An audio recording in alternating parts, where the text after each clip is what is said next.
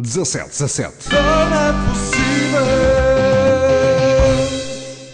Olá, muito bom dia, Filipe Medina. Hoje parece-me que está muito bem disposta. Isto tem que ser, que é para como outro seu professor dizia, repita lá, por favor. O que se quer é o que se pretende. É o que se pretende. Exatamente. Que era uma pergunta que nós fazíamos durante os testes, quando não percebíamos as perguntas, e queríamos puxar um bocadinho pelo professor, para o professor dar ali umas dicas, para o aluno poder desenvolver a sua resposta, não é? E o professor saía sempre, olha, sabe, o que se quer é o que se pretende. Como eu costumo dizer, estudasses. Ora bem. É isso mesmo. Então diga-nos lá o que é que traz. Olha, Filipe, eu hoje, de facto, pensei em falar um pouquinho sobre literatura, não fosse uma das questões que eu gosto de abordar, mas entroncando-as um pouco com as questões da política expansionista na China.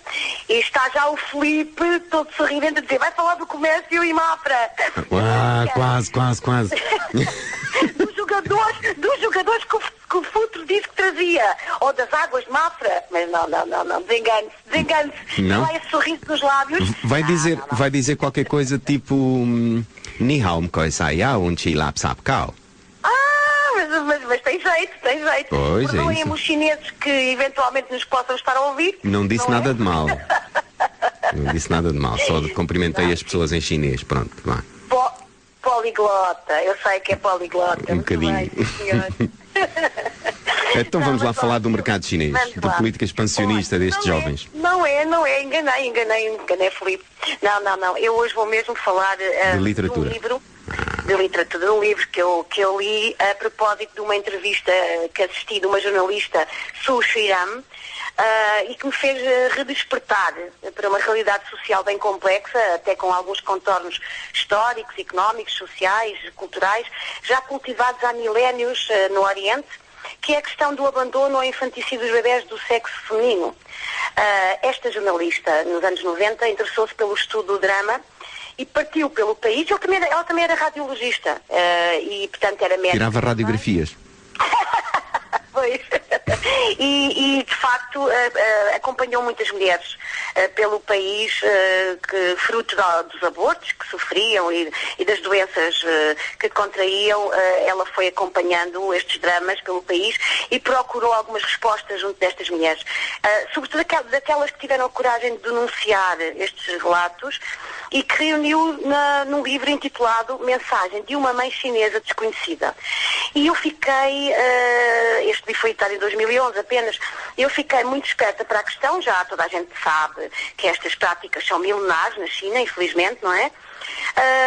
Mas fui comprar o livro e realmente comecei a lê-lo e percebi que estas mães guerreiras que tiveram a oportunidade de expressar à jornalista, escritora, pela primeira vez, apesar de ser um tema tabu, Filipe, toda a gente sabe, mas esta comunidade continua a ser ostracizada, não gosta de falar destas questões, como é óbvio.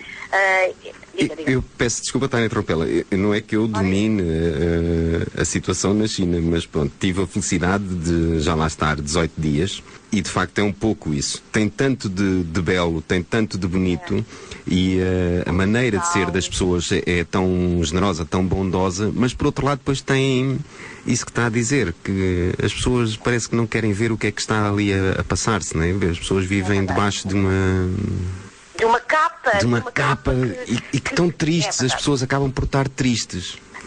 Isto é um aspecto cultural muito antigo. Olha, dos livros documentais, eu chamei assim um livro documental mais pungente, mais intenso que eu li.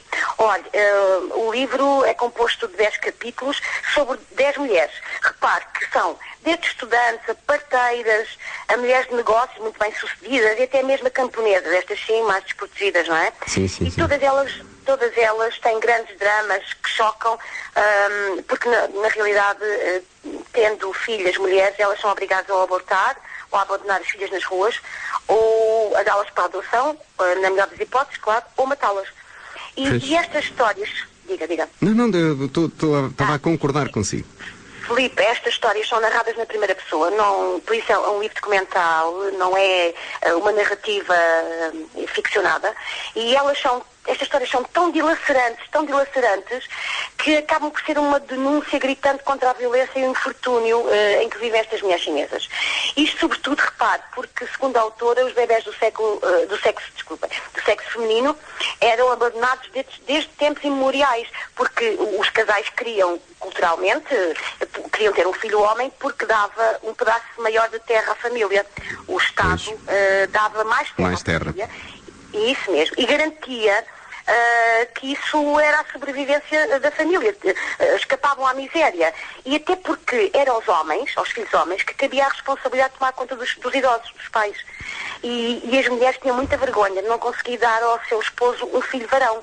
Repare, não é? E é muito isso, porque nós estamos habituados a olhar para a China, ver aquelas grandes cidades, Pequim, Xangai, Zhuhai cá em baixo, Cantão, e isso são cidades em que normalmente a gente não se apercebe tanto desses problemas.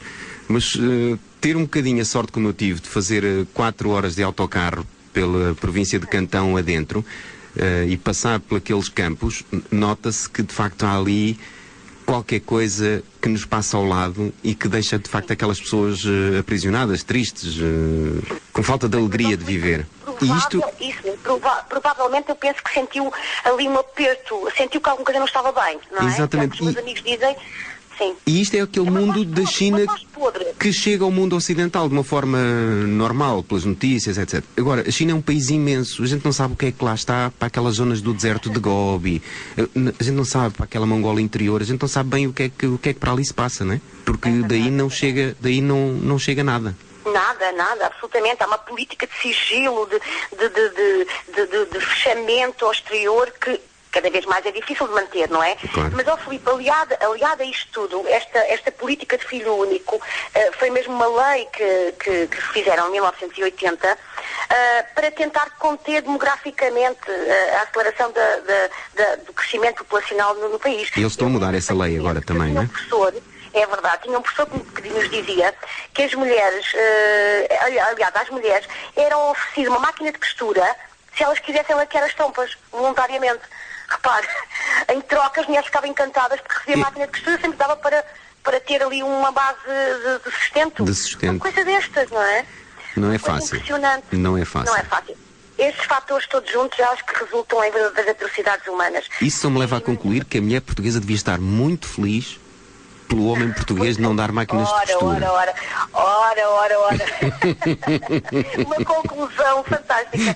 Mas sabe que é interessante porque este livro também tem dados estatísticos algo curiosos e também preocupantes. E um deles, isto também vem a propósito, eu escolhi este livro, porque veio muito há pouco tempo e ficou na minha memória também a denúncia de que estes problemas, que são sociais, obviamente, começam a dar resultados negativos na economia. Porque, repare, em 2007, o número de órfãos chineses adotados no mundo foram de 120 mil, repare, e a maioria era de sexo feminino. Pois isto, obviamente, que mostra que as meninas, de facto, cujos pais não tiveram coragem de as matar, andavam por aí pelo mundo, até que algumas, felizmente, tiveram a sorte de serem adotadas. Olha, a própria jornalista confessa, a dado momento, que também é órfã de pais vivos e cresceu internados. Portanto, no fundo, é uma história também dela. Ela é o rosto desta sociedade, não é? Desta civilização. E esses testemunhos são bastante interessantes de ouvir e de ler. Olha, é uma história enriquece-nos muito. Forte. Eu tive alturas em que me apeteceu chorar e depois houve alturas em que me apeteceu ficar revoltada, mas eu pensei, não, a mulher ocidental tem muita sorte. Repare, uma família que queira, isto são dados estatísticos que o livro aponta, uma família chinesa que queira adotar uma criança, um menino paga de $1.000 a $6.000, mas apenas $25 se for uma menina. Repare como a mulher está totalmente desvalorizada nessa sociedade, infelizmente. Repare que depois, fruto destas políticas todas e destes procedimentos, neste momento há 165 meninos para 100 meninas. O que é que isto quer dizer? Quer dizer que este infanticídio feminino chegou a pontos tão alarmantes, Filipe, que há um total desequilíbrio entre a população masculina e feminina na China. E sabe uma coisa, os jovens chineses não encontram mulher para casar facilmente. Está a ver? A competição é renhida. A competição é renhida. Tem que ter cuidado, é verdade. Eu diria mais, é feroz. A competição é feroz. É feroz, os homens têm que se engalanar ainda mais para conseguir uma fêmea. É verdade. É a natureza, isto é biológico. É a natureza. Mas agora, de forma mais séria, é óbvio que, repare, a segunda maior economia do mundo está a abrandar pelo envelhecimento da população ativa.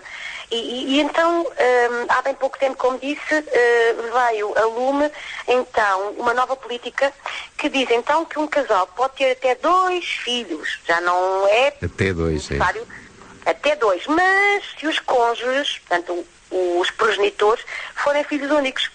Vá-se lá perceber isto. Portanto, se o homem e a mulher forem filhos únicos, então já podem ir até aos 2 filhos. Mas na realidade isto traz consequências também graves à população, porque a população ativa está a envelhecer e, portanto, começa a desacelerar, obviamente, e isto é um drama para aquele povo que é 1 bilhão, quase 1,5 bilhão quase pessoas, não é? São mais que muitos. São muitos. E nós temos, de facto, eu depois falei com um chinês que conheço, que tem um comércio aqui na zona, e isto é tabu. É tabu. Não quis falar. Eu disse, olha, vou falar do assunto, isto é cultural, ninguém está a criticar, é apenas tentar entender, tentar perceber se esta jornalista tocou verdadeiramente no cerne da questão e não quis falar. E ele é filho único, varão. Eu tenho um exemplo que pode ter sido pura coincidência, mas quando fui visitar as muralhas da China, no percurso de regresso, depois tivemos assim uns quantos furos e até que ficámos sem pneus, né? O carro não podia andar e ficámos ali parados no meio da estrada, no meio de, como se costuma dizer, de ninhures. Nada. E sem hipótese de arranjar pneus, né? E então passaram 2 senhoras com aqueles chapéus tradicionais, em cone, pessoas mesmo do campo, 2 senhoras mesmo do campo. E dirigimos-nos às senhoras, porque havia um dos rapazes que estava connosco que falava mandarim corretamente. Elas pura e simplesmente fugiram e nos gritos que quando fugiam, a forma de falar alto, não era gritar, mas quase, a fugirem pelo campo, pelos arrozais adentro, ele só nos dizia assim, as senhoras dizem que têm medo de falar connosco, não podem falar connosco. Isto foi... Pode ter sido coincidência, não é?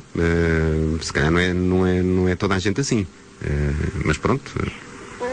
Não, mas repare, mesmo nas cidades, o que eu noto também é que mesmo nas cidades, eu infelizmente não tenho a experiência que o Filipe tem, tão enriquecedora de ter estado lá, mas o que eu noto mesmo sobre aquilo que estou a dizer e desta dificuldade em lidar e abrir ao Ocidente a sua cultura, mesmo os que vivem no Ocidente não falam dessas questões, não são permitidas conversas sobre estes assuntos. Portanto, quando eu disse há pouco que era tabu, é porque fazem mesmo tabu. Não sei se uma questão de reserva, se de alguma vergonha, as mulheres, porque a mulher é muito submissa mesmo nas cidades. É extremamente submissa ao homem. É uma sociedade totalmente patriarcal. E, portanto, quando eu disse também há pouco que nós, mulheres ocidentais, temos muita sorte, temos, mesmo tendo passado por sistemas políticos ditatoriais em que nós, mulheres, também não tínhamos uma palavra, não é? Também não tínhamos, de facto, capacidade. Olha, por exemplo, famílias monoparentais, só mesmo em caso de viuvez, e era por muito tempo, a mulher tinha que casar novamente, e muito rápido, não é? Mas realmente somos umas felizardas. Isto não é nenhuma crítica, é uma constatação. É uma constatação de facto. Claro, sobretudo porque eu entendi, consegui ligar o livro, que comprei a posteriori, devo dizer, fiquei muito encantada com as palavras da jornalista e despertou-me a atenção e fui comprar o livro. Mas na realidade, pouco tempo depois, eu vejo um dos dirigentes chineses a dizer: temos que ter cuidado, estamos a desacelerar, é preciso romper com a tradição e se calhar as nossas práticas não são as mais humanamente aceitáveis. E isto também já é importante, os governantes perceberem que têm que parar com estas práticas. Não é? Começa a haver uma luzinha ao fundo do túnel. Apesar que muito tenue, mas começa a haver.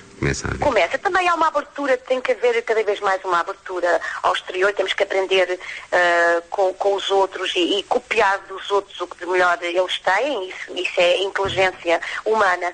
E Filipe, de facto, para terminar este meu raciocínio, eu devo dizer que é um livro que qualquer pessoa devia ler, de facto, porque merece ser lido e percebe-se que, apesar das diferenças entre o Oriente e o Ocidente, eu creio que, e foi a grande conclusão que eu extraí, eu creio que é através da dor e do amor. Eu acho que são sentimentos que às vezes estão dissociados, mas que também, por serem universais, toda a gente os entende, independentemente da cultura, independentemente da história que se narra. E consegue-se criar, através destes dois sentimentos, tão depressa há uma aversão como há uma identificação com estas questões, consegue-se criar uma aproximação necessária entre os povos. Isso é a grande conclusão que eu extraio disto, é que nós temos que, como o Filipe disse muito bem, e tem esta realidade porque a viveu, isso fica para sempre. E o Filipe, quando opina sobre o assunto, sabe do que é que está a falar. Mais ou menos. Isso une povos, Filipe. Mais do que nos afasta, é o conhecimento do outro junta-nos. É verdade. Torna-nos muito mais solidários. Diga-me só uma coisa, professora... Não é uma crítica aos chineses. Não, de forma alguma. Diga-me só uma coisa, professora Júlia Ribeiro. Eu fiquei aqui com a ideia que o livro é uma mensagem de uma mãe chinesa desconhecida. Tem 10 capítulos, 10 mulheres... desconhecida, não é? É o nome do livro? Desconhecida. E porquê? Porque a jornalista vai captar as mensagens destas mães, claro, que as filhas não conhecem, mas que algumas estão vivas. Exatamente. E algumas destas mães vão tentar procurar as filhas desaparecidas. Neste momento já há este vértice da moeda, ainda bem, este reverso da medalha, que é: a minha filha provavelmente está viva e eu quero procurá-la. E sobretudo porque a política agora tenta mudar, então eu quero saber se a minha filha está viva, se aquelas que não foram mortas à nascença, obviamente, não é? E portanto é de facto uma mensagem, dilacerante, mas depois fiquei tão robustecida e pensei, de facto, nós, quando lemos estes testemunhos, temos que perceber que somos umas felizardas, nós mulheres, sobretudo. Mas o ser humano torna-se mais forte quando sabe que há estas questões pelo mundo e que para eles são questões que não se discutem. Não se discutem, não é? E então acho que faz toda a diferença quando nós conseguimos ligar estas coisas todas, não é? Isto não é um tema novo. Não é? Não, é uma prática milenar. Só que agora nós começamos a perceber. Começamos a conhecer. Ora bem. Começamos a entroncar algumas questões e começamos a perceber que de facto as coisas tendem a mudar, e ainda bem para todos nós, porque a diversidade só nos acrescenta, não é? Muito bem. Professora Júlia Ribeiro, em mandarim, xexé, em cantonense, Mekoi Sayao. Ou seja, muito obrigado por este seu espaço e por esta mensagem riquérrima que nos trouxe. Filipe, o senhor é um poço de sabedoria, é um poliglota. Eu vou ter que trabalhar muito. Qualquer dia venho para aqui também com o dicionário, vai ver, mandarim. Não. Filipe, olha, muito obrigado. Um bom fim de semana. E até sexta-feira, se Deus quiser. Até sexta, se não for antes. Muito obrigado. 17. Não é possível.